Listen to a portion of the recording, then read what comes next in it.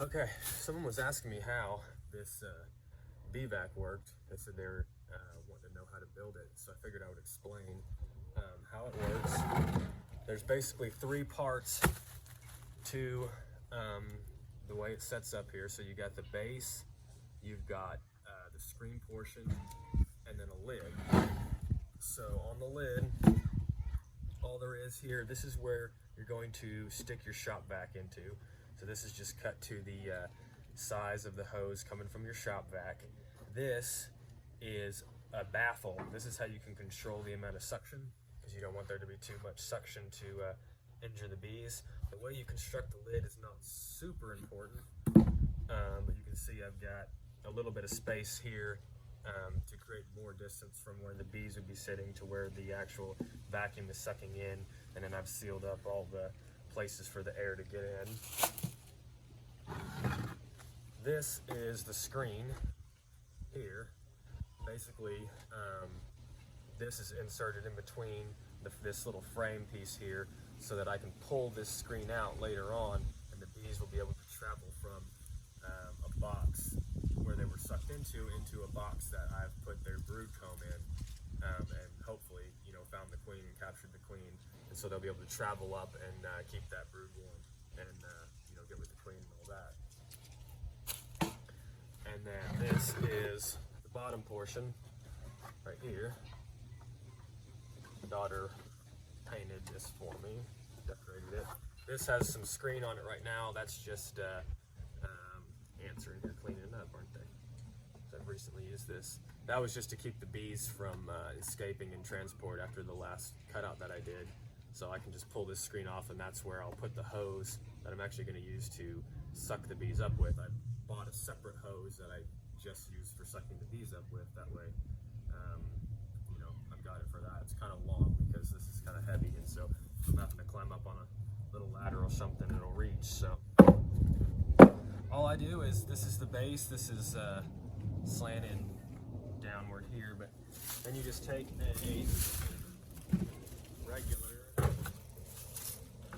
box that sits right on there, and you can get some like weather stripping for doors and stuff and put it between here to kind of keep the air from getting in. I just taped this up with duct tape.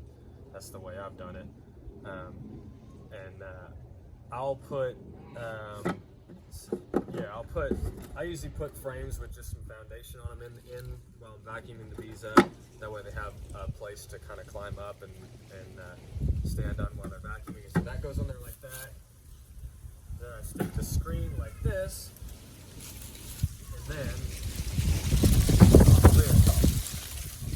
And so the vacuum goes here, you have your vacuum over here, and then the hose where you're sucking the bees at comes up out of here. So once you get all the bees sucked up in, and you collect the queen and all that, you take the lid off, which I'll have this taped up as well, and then you can put a new box, and I can just take this Honey Super or whatever.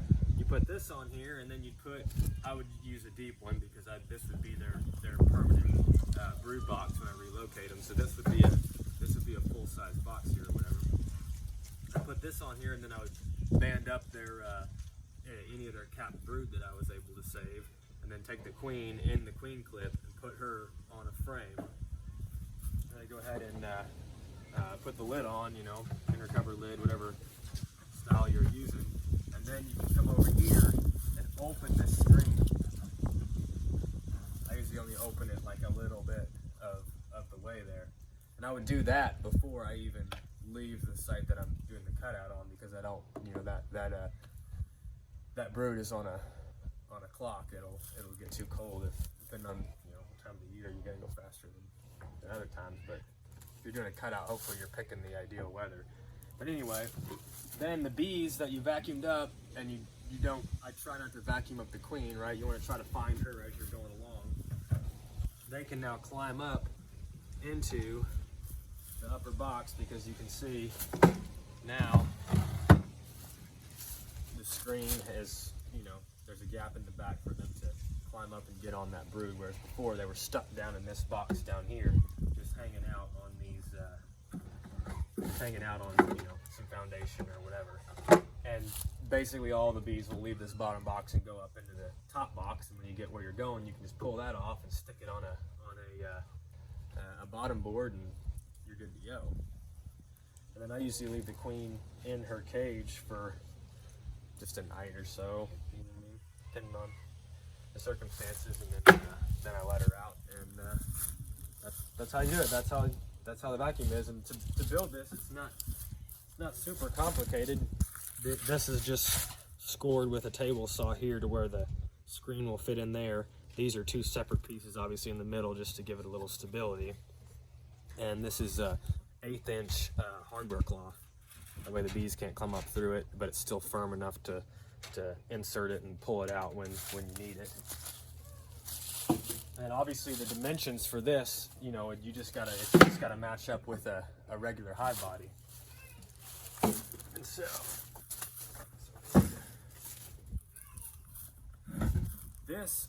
these happen to be 1x6s, but that's not real important. Probably even deeper would even be better. But this is just stuff that I had laying around. I kind of just threw it together, nailed it together with a nail gun. But I mean, as far as dimension wise, it's just like a hive body. Just got to fit your equipment, whether you're using 8 frame or a 10 frame.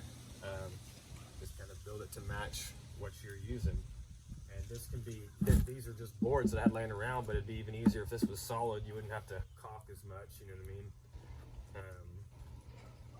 And then you just drill that hole to fit your vacuum cleaner.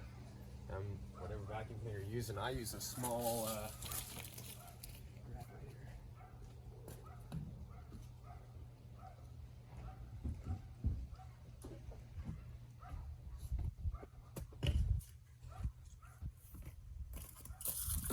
I just use this little vacuum cleaner here. It's plenty. I don't know that I'd go any smaller than this, because you can, if it's more powerful than this, you can just open the baffle more. Mine, I just have to leave the crack, usually cracked about like that, you know. It's usually pretty good. If the vacuum had more power, you just open that baffle on the top to let more air in the top instead of coming through the hose, so that it's not so powerful that it's hurting the bees as they go through. But they got pretty good exoskeletons. They're just fine. And I went ahead and taped this on, because this is the exact size that fits in the lid. And I put this screw here. This screw is to keep this from pushing too far in. So that screw hits the base, and then it just goes right there to the lid, because I want enough space between the screen and the vacuum, so that if bees get up in here, they're not just getting sucked to the screen. I think that's really all there is to it. Let me know if you have any questions.